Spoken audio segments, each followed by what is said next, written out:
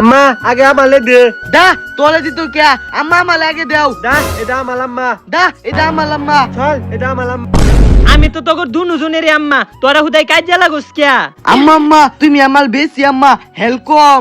আমার সবচেয়ে বেশি আম্মা তল কম।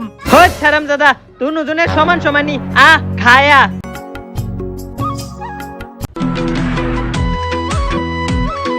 আম্মা কই যাও? আম্মা আমালে লয়ে যাও।